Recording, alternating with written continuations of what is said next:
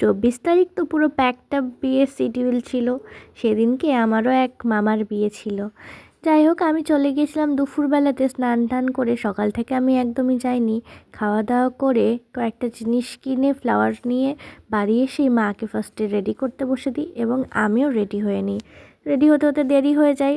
তারপরে আমি আমার ওই মামার বাড়ি চলে যাই এবং এই যে এখন আমরা বরযাত্রী বেরোচ্ছি। আর আমরা যাওয়ার সময় না প্রচুর নাচ গান করছিলাম গাড়ির মধ্যে, এবং এই যে নেমেও না আমরা ব্যান্ড পার্টির সাথে প্রচণ্ড নাচছিলাম যখনকার বরকে বরণ করা হচ্ছিল।